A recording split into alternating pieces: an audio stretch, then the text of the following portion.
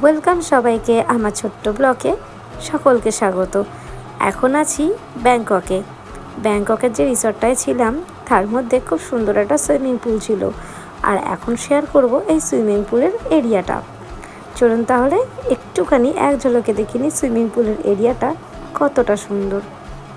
আর সেখানে একটা ঘটনাও ঘটেছিল, সেই ঘটনাটাও আপনাদেরকে এক্ষুনি দেখাবো, চোখের সামনেই দেখতে পারবেন। ওই যে কথায় আছে না, বাঙালি বাঙালিই থাকে, আর দেশের তো একটা ছাপ আছেই বলুন। চলুন তাহলে এরিয়াটা একটুখানি চোখ দিয়ে ঘুরে নিই। সুইমিং পুল ওপেন হচ্ছে মর্নিং 9টা থেকে বিকেল 6টা পর্যন্ত।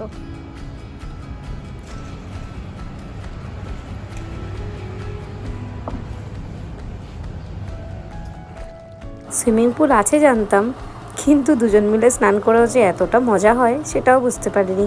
সবসময় যে বন্ধু বান্ধব দল বল নিয়ে বেড়াতে যেতে হবে এরম কোনো কথা নেই। দুজনে গিয়েও দুজনের মতন করে আনন্দ মজা সবই করা যায়। তার প্রমাণ আমার প্রত্যেকটা ভিডিও। যাই হোক, আমার ব্লগ যদি আপনাদের ভালো লেগে থাকে তাহলে সাবস্ক্রাইব করতে কিন্তু একদম ভুলবেন না।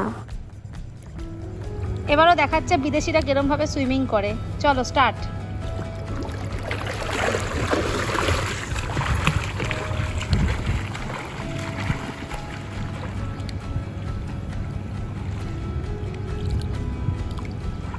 হয়েছে।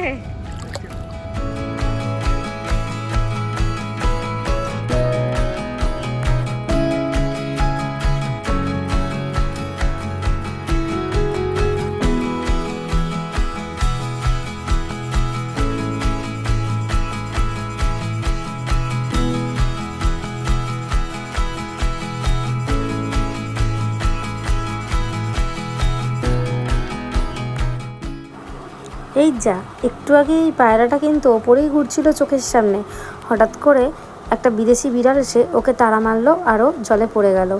কিন্তু চোখের সামনে দেখে চুপচাপ তো থাকা যায় না। জানেন, এরকম ঘটনা ঠিক আমার বিয়ের পরপর হয়েছিল। একটা পায়রা বাড়ির ঠিক পিছন দিকটাতে পড়ে গেছিল, হয়তো কোনো কিছুর তাড়া খেয়েই পড়ে গেছিল। তারপর আমার বর সেটাকে উদ্ধার করে ওপরে নিয়ে চলে আসে। তার পায়ে চুন হলুদ দিয়ে ওটাকে ঠিক করা হয়। তখন আমাদের মিমো ছিল। মিমো ও বাড়িতে বেড়াতে গেল, বেড়াতে গিয়ে পায়রাটাকে এরকম হাঁ করে দেখালো মুখ, পায়রাটা উড়ে কোথায় চলে গেল তাকে আর দেখাই গেল না। মানে ওর জন্য পায়রাটা হয়তো উড়তে পেরে গেল, তার আগে পর্যন্ত পায়রাটা একদম উড়ছিল না। যাই হোক, হয়তো ও ভালোই করেছে। আর ঠিক তারপর আবার একটা পায়রা আসে। যখন পায়রাটা দেখতো যে সারা ছাদে কেউ নেই, একা একা বেরিয়ে ঘুরে বেড়াতো। একদিন কি হলো, পায়রাটা বসেছিল আর নিচে পড়ে গেল। খুব দুঃখের সাথে বলছি, পায়রাটাকে জানি না, হয়তো কেউ খেয়ে নিয়েছিল। যাই হোক, এখানে ওকে তো উদ্ধার করে রাখা হলো। তারপর চললাম আমরা আমাদের আবার নিজেদের মতো আনন্দে। আর পাশে আমি বিড়াল তাড়িয়ে বেড়াচ্ছিলাম।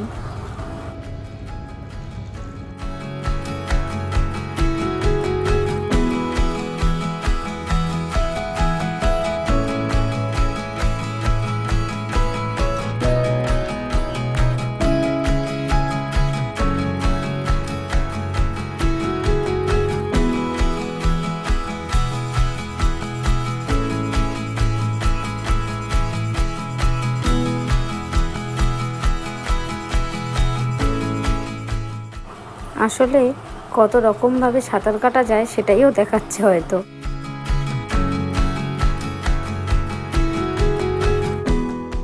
প্রথম দিনে স্নানের পর্ব তো শেষ। দ্বিতীয় দিন স্নান করতে যাওয়ার আগে এরকমভাবে ছোট ছোট ভিডিও করলাম, কারণ এই ভিডিওগুলো ওই টুকরো টুকরো করে দেখতেই বেশি ভালো লাগে, আর একটু ভিডিওতে দিলেও বেশ ভালো লাগে। তাই এত সুন্দর জায়গা পেয়ে ভিডিও না করে আমি একদম থাকবো না। চলুন ভিডিওটা একটু করে নিই, তারপর যাব আবার স্নান করতে।